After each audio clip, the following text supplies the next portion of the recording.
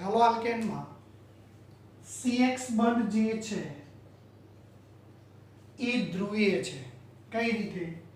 તો જુઓ, હેલોજન તરીકે માનો કે કોઈ પણ લઈ લો તમે, ક્લોરીન. તો આ ઇલેક્ટ્રોન કોની તરફ ખેંચાયેલા છે? ક્લોરીન તરફ. તો ક્લોરીન આંશિક ઋણ ભાર હોય, કાર્બન આંશિક ધન ભાર છે, માટે હેલો આલ્કેન ધ્રુવીય છે. હેલો આલ્કેન બધા હેલો આલ્કેન ધ્રુવીય છે. અને એ ધ્રુવીયતાનો આધાર કોના ઉપર છે? તો અહીંયા જે જોડાય છે એના ઉપર. જો R F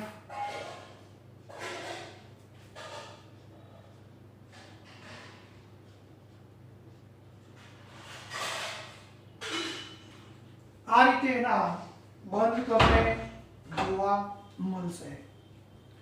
તો આપણે વાત કરીએ, R ની જગ્યાએ તમે CH3 લખી શકો, જે લખો ચલો. કયો બંધ માં ધ્રુવીયતા વધારે જોવા મળશે આમાં?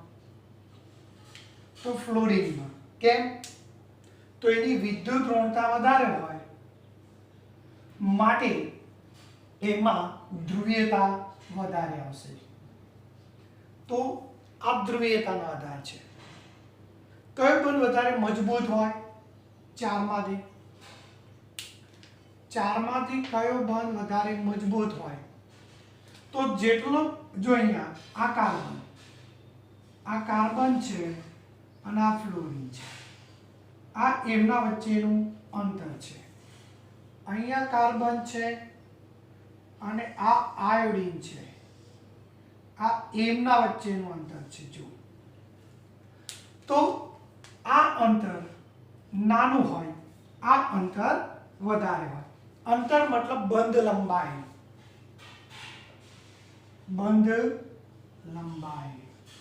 તો આ બંધ લંબાઈ આની નાની હોય.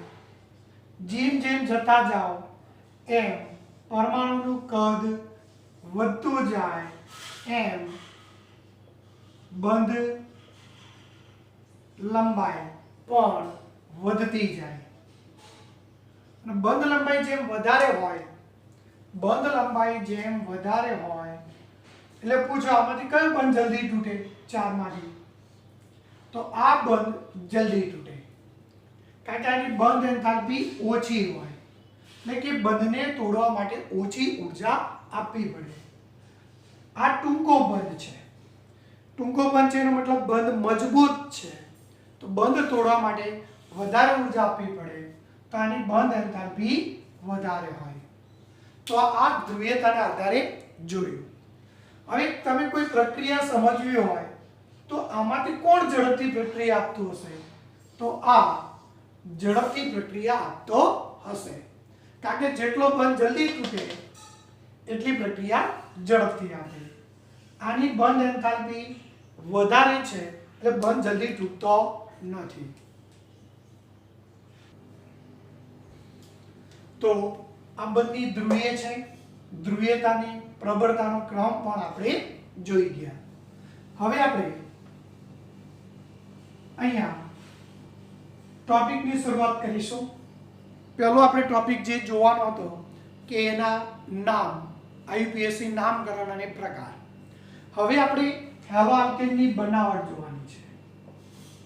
હેલો આલ્કેનની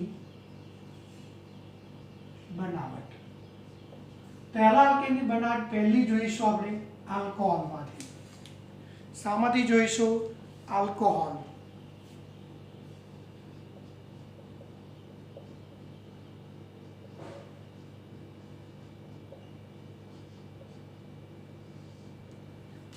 જોઈએ કઈ રીતે? તો ROH આલ્કોહોલ થયું. આલ્કોહોલનો હાઇડ્રોક્લોરિક એસિડ સાથે નિર્જળ ZnCl2 ની હાજરીમાં પ્રક્રિયા કરો એટલે શું થશે? OH જશે, H આવશે. સોરી, OH જશે અને ક્લોરીન આવશે, અહીંયા ક્લોરીન આવ્યું પ્લસ OH વત્તા H2O. સમજવા માટે લખું ઉદાહરણ સાથે.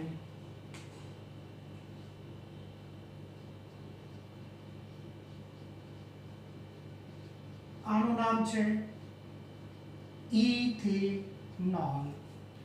ઇથેનોલનું હાઇડ્રોક્લોરિક એસિડ સાથે નિર્જર ZnCl2 ની હાજરીમાં પ્રક્રિયા કરો તો અહીંથી OH જાય અને ક્લોરીન આવે તો CH3 CH2 Cl plus H2O. તો શું બન્યું? Chloro ethane.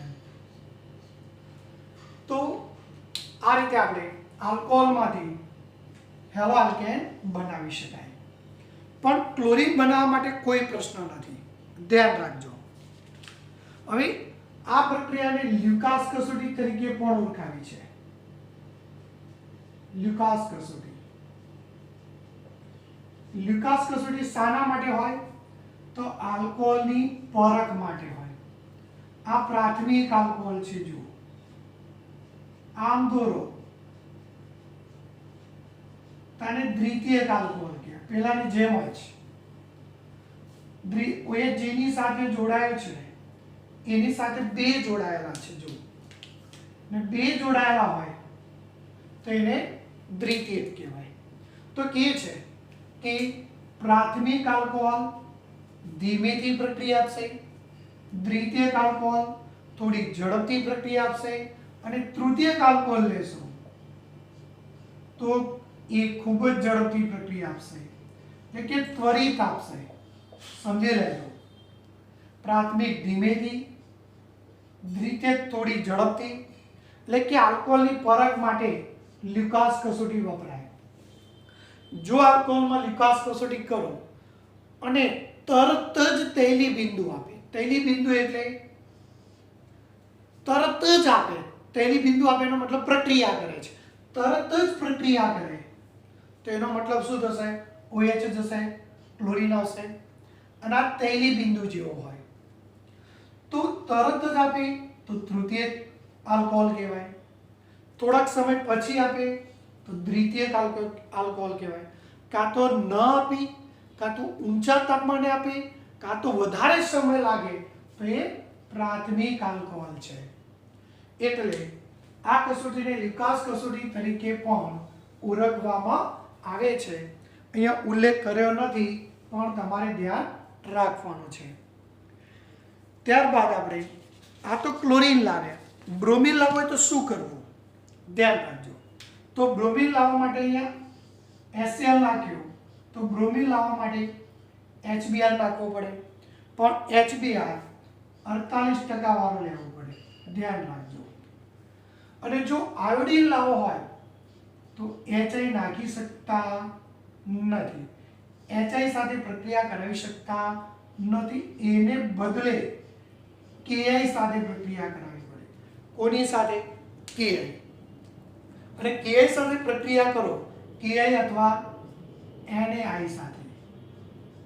વાક્ય રચના ધ્યાન રાખજો.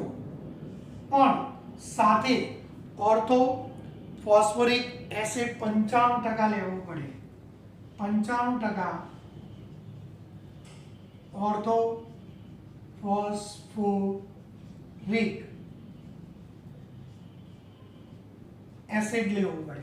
ફરીથી HCl તો સીધો પ્રક્રિયા કરશે, પણ જો બ્રોમિન લાવવો હોય અહીંયા તો HBr લેવું પડે, પણ HBr 48% વાળું લેવું પડે.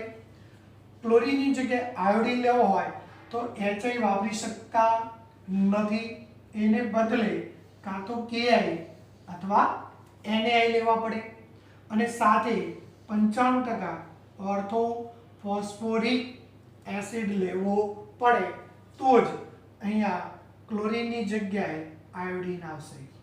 અને ફ્લોરિન માટે આ પ્રક્રિયા આપતું નથી, ધ્યાન રાખજો.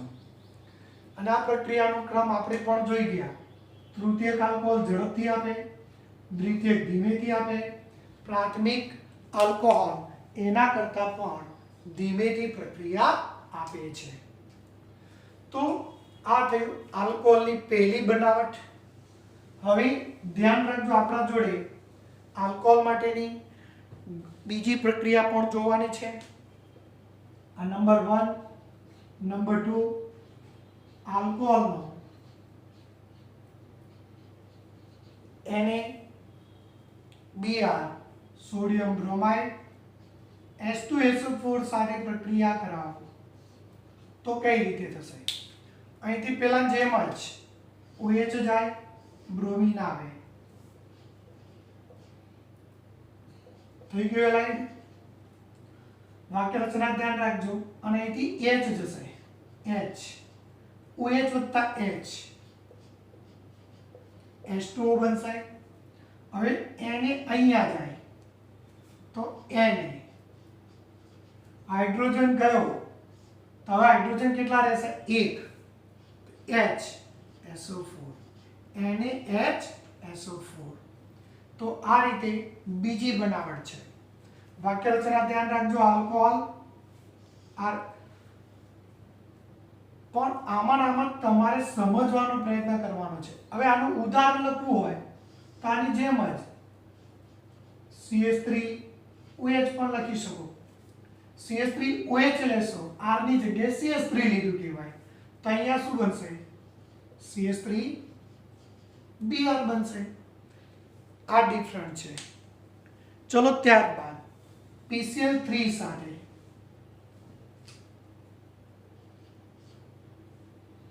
આલ્કોહોલનો PX3 લખ્યો, પણ X ની જગ્યાએ બે જ આવે, એક ક્લોરીન અને બ્રોમિન. પણ PX3 લખો તો અહીંયા 3 મોલ લેવા પડે. હું X ને બદલે ક્લોરીન લઉં છું, ધ્યાન રાખજો, એટલે સરળતાથી સમજી શકાય. કેટલા ક્લોરીન છે? 3. અહીંયા કેટલા OH? 3. તો 3 ક્લોરીન ત્યાં જતા રહેશે. 3RCl થયા, 3 ક્લોરીન થઈ ગયા. OH ક્યાં ગયા? P સાથે, તો POH3, 3 OH આવી ગયા. પણ આને લખાય આ રીતે, H3PO3 લખાય. યાદ રાખો, H3PO4 તો ફોસ્ફોરિક એસિડ કહેવાય. આને ફોસ્ફરસ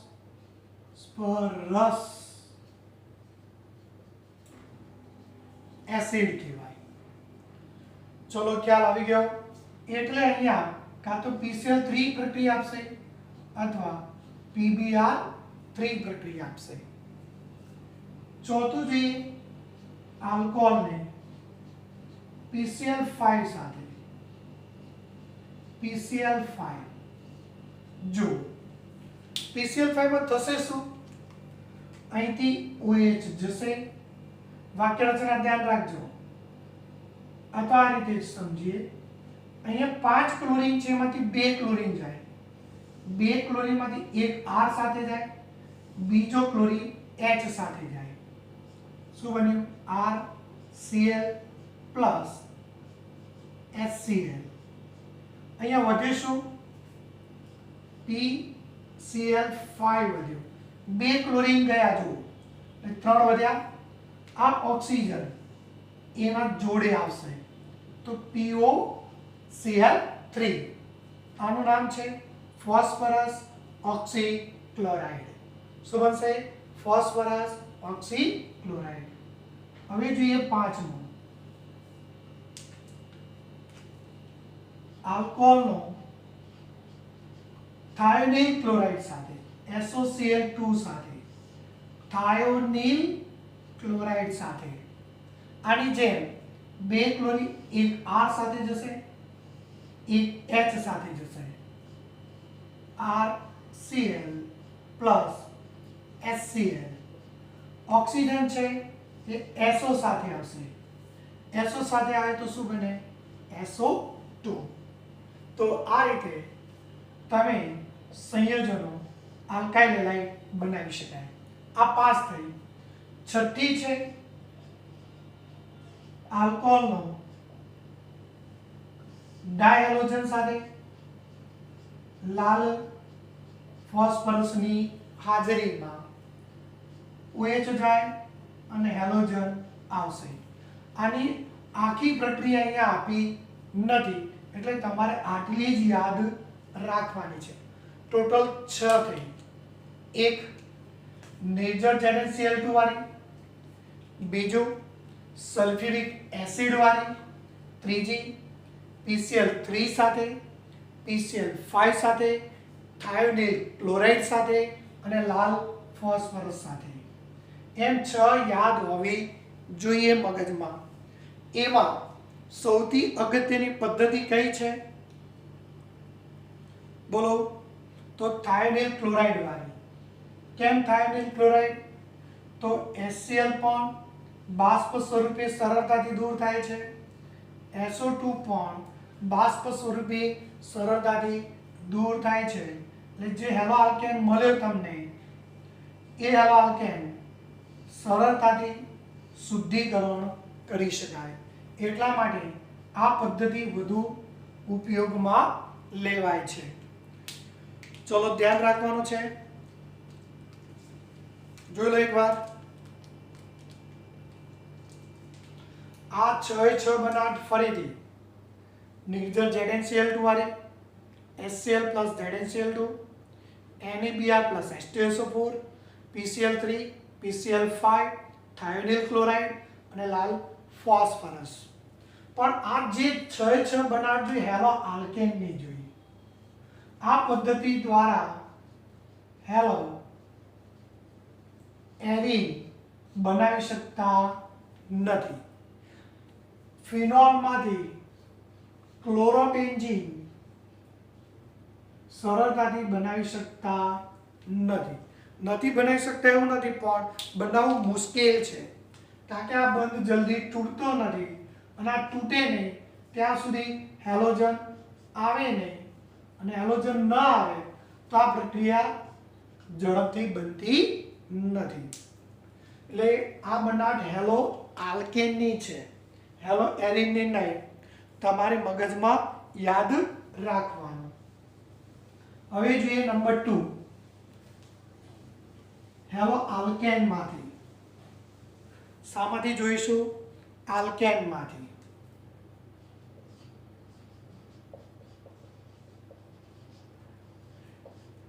કોઈ પણ આલ્કેન માનો કે મિથેન લીધો, મિથેનનો ક્લોરીન સાથે ડાયક્લોરીન સાથે સૂર્યપ્રકાશની હાજરીમાં પ્રક્રિયા કરો તો ક્લોરીન જશે, હાઇડ્રોજન બહાર આવશે, CH3Cl plus HCl. ફરીથી પણ આ પ્રક્રિયા કરી શકે બીજા ક્લોરીન સાથે તો શું થશે? હજુ એક ક્લોરીન જશે, હાઇડ્રોજન બહાર આવશે તો CH2Cl2 plus HCl. હજુ ફરીથી પાછો ક્લોરીન સાથે પ્રક્રિયા કરે તો CH Cl3 plus HCl. હજુ ફરી પ્રક્રિયા કરે તો CCl4 એટલે કે ટેટ્રાક્લોરો મિથેન પણ બનાવી શકાય. પણ અહીંયા બીજું ઉદાહરણ જોવાનું છે એ જ રીતે. ચલો આનું નામ શું થશે? આનું નામ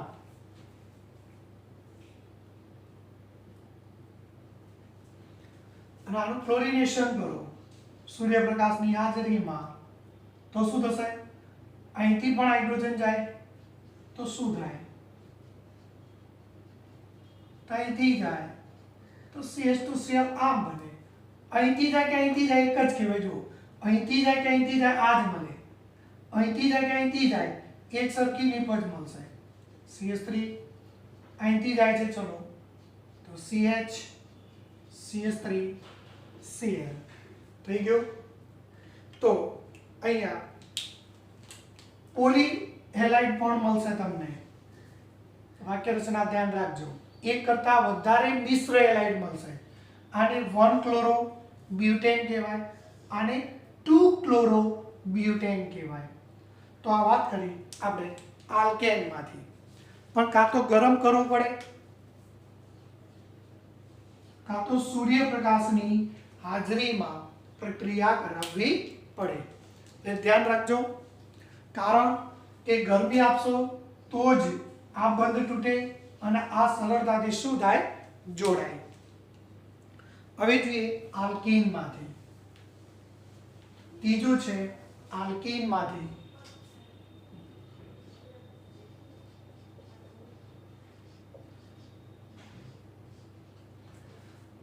આલ્કીનનું HCl સાથે પ્રક્રિયા કરો તો બંધ શું થશે, તૂટશે. હાઇડ્રોજન અહીંયા જાય, ક્લોરીન અહીંયા આવે, તો CH3 CH2 Cl.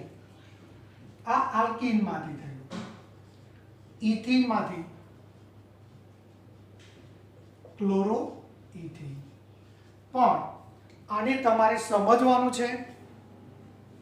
આપણે પણ આગળ જોઈ ગયા એક વાક્ય કે આલ્કીન બે પ્રકારના હોય, સંમિત હોય અને અસંમિત પણ હોય. જો દ્વિબંધ ની આજુબાજુ એક સરખું હોય, એક સરખું, તો એને સંમિત આલ્કીન કહેવાય. પણ અહીંયા જો આને અસંમિત આલ્કીન કહેવાય. પહેલા આપણે 11માં માર્કોવનિકો, પ્રતિ માર્કોવનિકો જે જોઈ ગયા એની વાત કરવાની છે. તો આ અસંમિત આલ્કીન હોય એને HCl સાથે પ્રક્રિયા કરાવો તો બે નિપજ મળે. જો તમને ખ્યાલ હોય તો કઈ રીતે, હાઇડ્રોજન અહીંયા જાય તો ક્લોરીન અહીંયા જાય, તો CH3 CH2 CH2 Cl. હવે ક્લોરીન અહીંયા જાય તો હાઇડ્રોજન અહીંયા જાય, તો CH3 CH Cl CH3. આનું નામ 1-ક્લોરો-પ્રોપેન.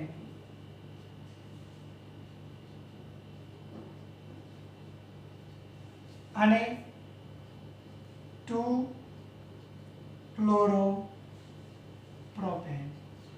આ માર્કોવનિકો પ્રમાણેની નિપજ કહેવાય, માર્કોવનિકો.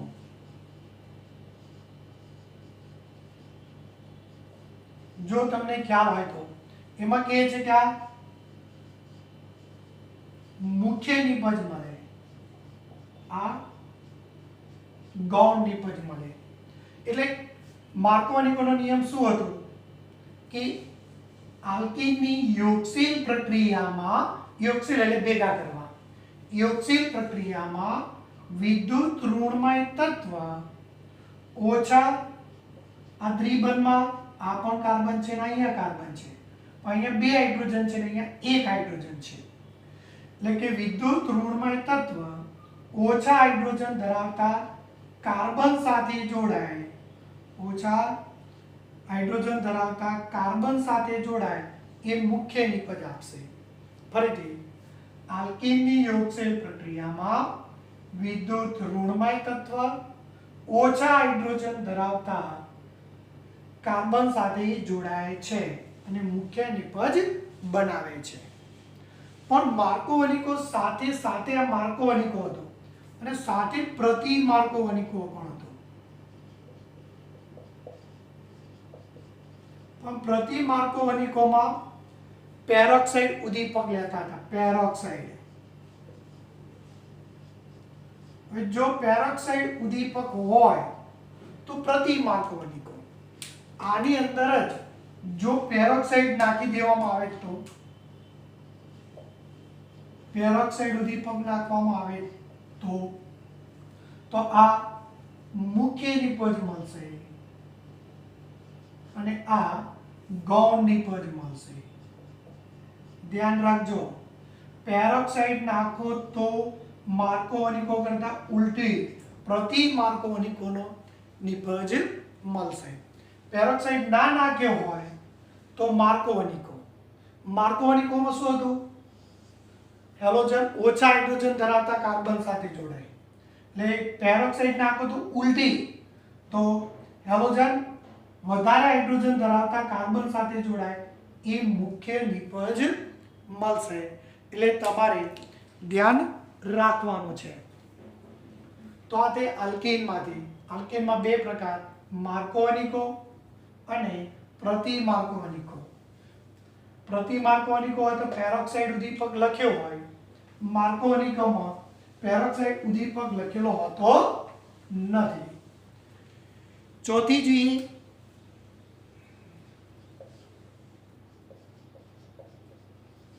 હેલોજન વિનિમય પ્રક્રિયા. એટલે કે હેલોજન વડે વિસ્થાપન. એમાં પહેલી જોઈએ આપણે,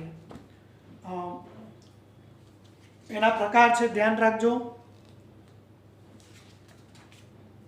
હેલોજન વિનિમય તો શું થશે એની ચર્ચા કરીએ આપણે.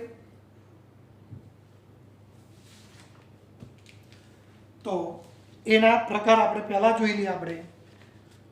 તો ફિંકલસ્ટેન પ્રક્રિયા. આની પહેલી બે પ્રક્રિયાઓ છે હેલોજન વિનિમયની. ફિંકલસ્ટેન પ્રક્રિયા અને બીજી છે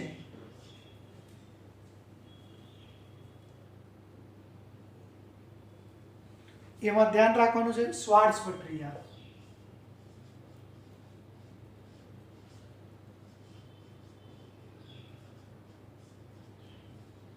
સમજાવો એટલે તમને ખ્યાલ આવે. RX નું સોડિયમ આયોડાઇડ સાથે પ્રક્રિયા કરાવે. એટલે X તરીકે બે જ આવશે, કાં તો ક્લોરીન આવશે કાં તો બ્રોમિન આવે. આયોડિન કરતા નાનો આવે તો શું થશે?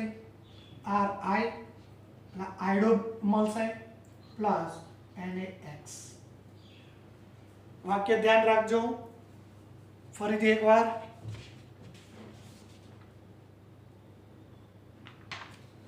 પ્રક્રિયા ક્યાં કરાવવાની?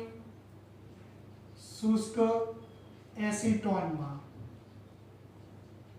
ઉદાહરણ લખવું હોય તો CH3Cl પ્લસ NaI શું થશે? CH3I plus NaCl. જો અહીંયા બંને કોણ છે? આ અને આ કોણ છે? હેલોજન. એટલે આને હેલોજન વિનિમય પ્રક્રિયા તરીકે પણ ઓળખવામાં આવે છે. Iodo methane.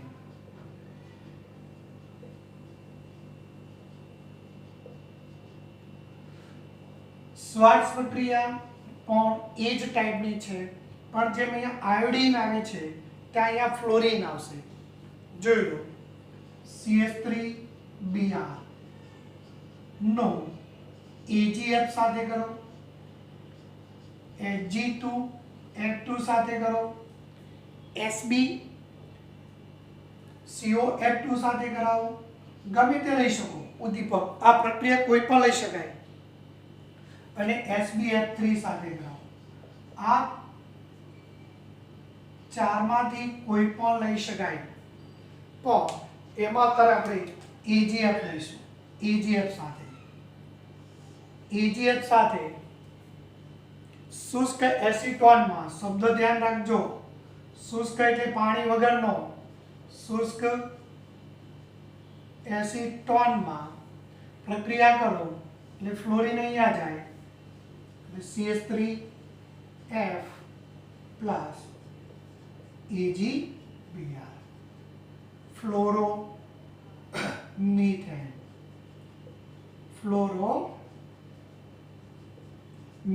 ધ્યાન રાખજો. તો શ્વાર્ટ્ઝ પ્રક્રિયા ફ્લોરિન લાવવા માટેની છે અને ફિંકલસ્ટેન પ્રક્રિયા આયોડિન લાવવા માટેની છે. આયોડો માટે છે ને આ ફ્લોરો માટે છે. એટલે હેલોજન વિનિમયની બે પ્રક્રિયા ફિંકલસ્ટેન અને શ્વાર્ટ્ઝ પ્રક્રિયા. કઈ? ફિંકલસ્ટેન અને શ્વાર્ટ્ઝ પ્રક્રિયા. હવે એક વસ્તુ ધ્યાન રાખવાનું છે કે માર્કોનિકો અને પ્રતિમાર્કોનિકોમાં કયા પ્રકારની નિપજ મળે એનું આપણે કોયડો 10.4 જોઈએ પહેલા આપણે, કારણ કે માર્કોનિકો જોયેલો છે એટલે સાથે સાથે એને જોઈએ. હવે આ રીતે આપેલું છે.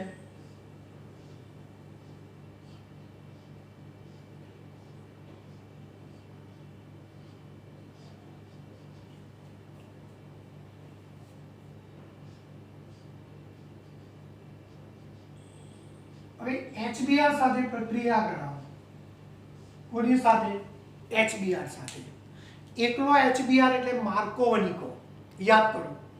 તો બ્રોમિન ક્યાં જોડાય? આ દ્વિબંધ છે. એક આ કાર્બન, આ કાર્બન દ્વિબંધ છે. આ કાર્બન જોડે એક હાઇડ્રોજન, આ કાર્બન જોડે બે હાઇડ્રોજન. તો વિદ્યુત ઋણમય તત્વ ક્યાં જોડાય? ઓછા હાઇડ્રોજન ધરાવતા કાર્બન સાથે જોડાય. તો બ્રોમિન ત્યાં જાય તો શું થશે? અહીંયા બેન્ઝીન હતો, H હતો, અહીંયા પણ આ રીતે તો હતું જ. બંધ તૂટ્યો.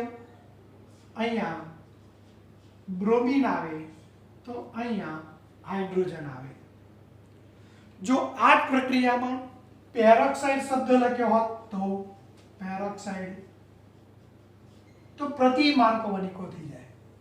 તો બ્રોમિન અહીંયા જોડાય, હાઇડ્રોજન અહીંયા જોડાય.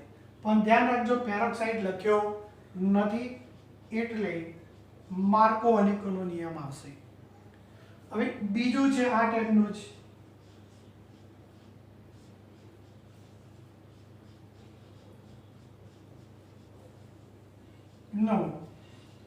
HBr સાથે પ્રક્રિયા કરાવો પેરોક્સાઇડ ઉદ્દીપકની હાજરીમાં.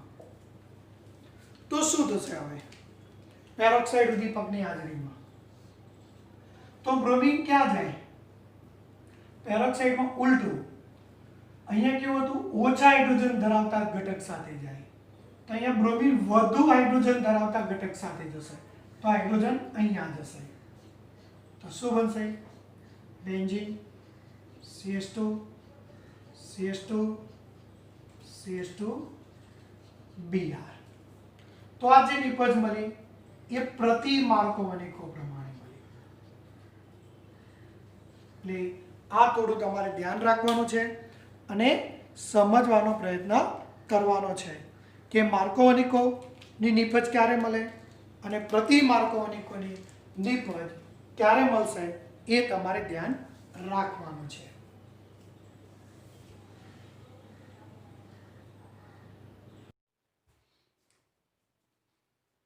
હેલો એરિનની બનાવટ જોઈએ આપણે. હેલો એરિનની બનાવટમાં એક બાબત ધ્યાન રાખવાનું છે. હેલો એરિન એટલે કે બેન્ઝીન વલયવાળા. પહેલી છે ટોલ્યુઈન માંથી ઉપર CH3 હોય એટલે એને ટોલ્યુઈન કહેવાય. અથવા મિથાઇલ બેન્ઝીન માંથી મિથાઇલ બેન્ઝીનનું ડાયક્લોરાઇડ સાથે Fe ઉદ્દીપકની હાજરીમાં Fe પણ લઈ શકો અથવા FeCl3 ઉદ્દીપકની હાજરીમાં આ ઉદ્દીપકને એસિડિક ઉદ્દીપક કહેવાય. એસિડિક એટલે કે એસિડ ઉદ્દીપકની હાજરીમાં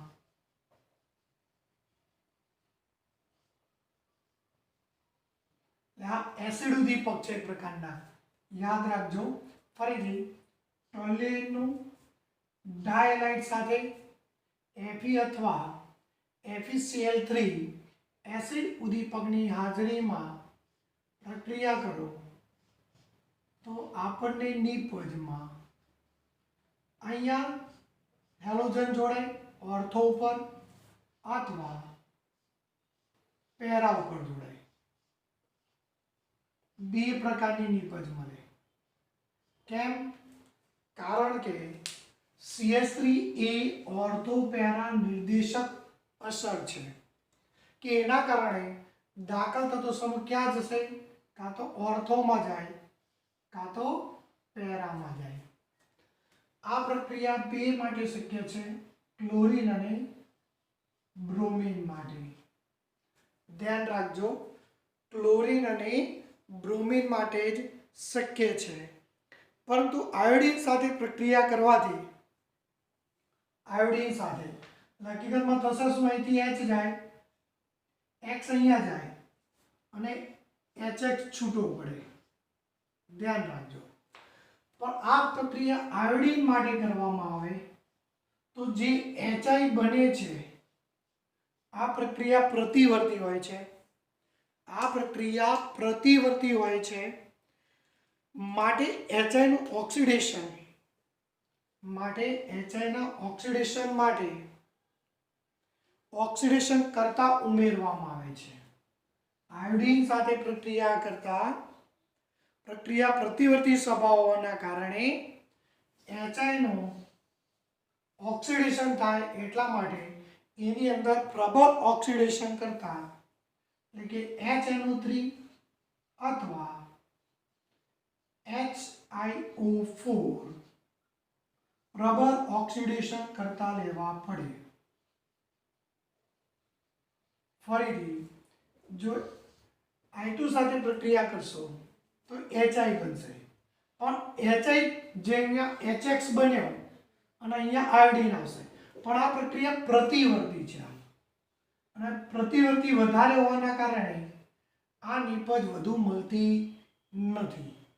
એટલે HI જો તમારે આયોડિન સાથે પ્રક્રિયા કરાવવી હોય તો તેમાં પ્રબળ ઓક્સિડેશન કરતા HNO3 કે HiO4 ની હાજરીમાં કરવી પડે છે. ખ્યાલ આવી ગયો? ફરીથી અહીંયા Cl2 અને Br2 પ્રક્રિયા આપશે સરળતાથી, પણ I2 સાથે પ્રક્રિયા કરશો તો એ પ્રક્રિયા પ્રતિવર્તી છે. જો પ્રતિવર્તી એટલે પાછી રિવર્સ પણ થાય, તો એમાં HI નું ઓક્સિડેશન કરવા માટે તમારે HNO3 અથવા HiO4 પ્રબળ ઓક્સિડેશન કરતાની હાજરીમાં કરવી પડે. આ જ પ્રક્રિયા ફ્લોરિન માટે જાઓ તો એ પ્રક્રિયા ઉપયોગી રહેતી નથી. F2 માટે F2 સાથે આ પ્રક્રિયા વધુ ઉપયોગી રહેતી નથી, કારણ કે ફ્લોરિન વધારે પ્રતિક્રિયાત્મક હોવાથી ફ્લોરો સંયોજનો સરળતાથી બનાવતો નથી. ફ્લોરિનની ઊંચી પ્રતિક્રિયાત્મકતાના કારણે ફ્લોરો સંયોજનો આ રીતે બનાવી શકતા નથી. તો પહેલો થયો, જો અહીંયા Cl2 લો તો અહીંયા ક્લોરીન આવે, અહીંયા ક્લોરીન આવે. ઓર્થો અને પેરાના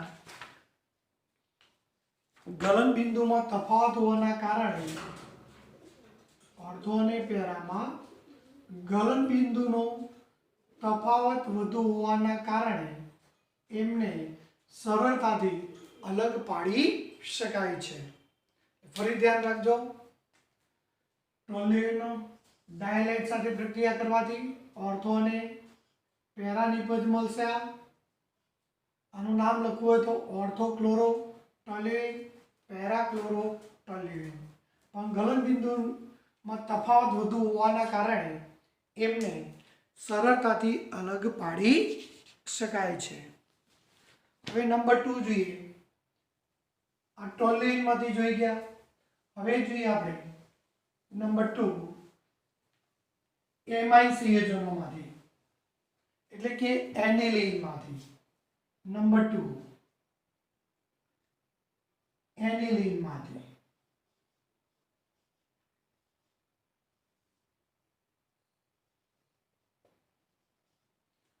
એનિલીનનું સામાન્ય સૂત્ર શું થાય? બેન્ઝીન ઉપર NH2 હોય એને એનિલીન કહેવાય. એનિલીનનું સોડિયમ નાઇટ્રેટ પ્લસ HCl સાથે 273 કેલ્વિન થી 278 કેલ્વિન તાપમાને, એટલે આ 0 સેલ્સિયસ કહેવાય. એનો મતલબ બરફમાં પ્રક્રિયા કરવાની. સેલ્સિયસ તાપમાને પ્રક્રિયા કરતા બેન્ઝીન ડાયઝોનિયમ ક્લોરાઇડ બને છે. Benzene diazonium chloride. ધ્યાન રાખજો, નામ શું પડ્યું? Benzene diazonium chloride. વાક્ય રચના ધ્યાન રાખજો. આ અને આ તો જો આને બેન્ઝીન કહેવાય. N2 મતલબ ડાયઝોનિયમ અને આ ક્લોરાઇડ. હવે benzene diazonium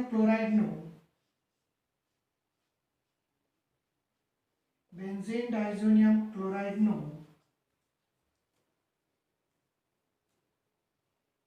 cuprous chloride plus HCl સાથે પ્રક્રિયા કરતા શું થશે? અહીંયા આખું બંધ અહીંથી તૂટશે અને આ અહીંથી તૂટે. આ બેન્ઝીન છે. આ બેન્ઝીન ઉપર આ ક્લોરીન જશે અહીંયા. આ વચ્ચેનો N2 અને આ ક્લોરીન આ H સાથે થાય એટલે HCl આવશે. આનું નામ છે ક્લોરોબેન્ઝીન. એ જ રીતે આનો ક્યુપ્રસ બ્રોમાઇડ સાથે પ્રક્રિયા કરો. ક્યુપ્રસ બ્રોમાઇડની હાજરીમાં HBr સાથે પ્રક્રિયા કરો. ક્યુપ્રસ જો આને કોપર ક્લોરાઇડ કહેવાય અને Cu2Cl2 લો એને ક્યુપ્રસ ક્લોરાઇડ કહેવાય. પ્રક્રિયા કરો તો બેન્ઝીન સાથે શું જશે? બ્રોમિન. બેન્ઝીન સાથે બ્રોમિન, બ્રોમોબેન્ઝીન પ્લસ N2M9 અને Cl અહીં આવશે પ્લસ HCl સાથે. નામ પડ્યું બ્રોમોબેન્ઝીન. એ જ રીતે આયોડોબેન્ઝીન બનાવવા માટે ક્યુપ્રસ આયોડાઇડ વાપરી શકાતો નથી. તો આયોડોબેન્ઝીન બનાવવા માટે તમારે Ki સાથે ગરમ કરવામાં આવે છે. Ki સાથે ગરમ કરો તો બેન્ઝીન સાથે શું જશે? Iodine plus N2. K સાથે કોણ જશે? Cl plus KCl. શું બન્યું? આયોડોબેન્ઝીન. તો આ રીતે એનિલીનમાંથી પણ હેલોએરિન સંયોજનો બનાવી શકાય. હેલોએરિનના બે જ પ્રકાર છે, ધ્યાન રાખજો. હેલોએરિનના બે પ્રકાર, ટોલ્યુઇનમાંથી અને બીજું છે એનિલીનમાંથી. ચલો એક વાર જોઈ લો.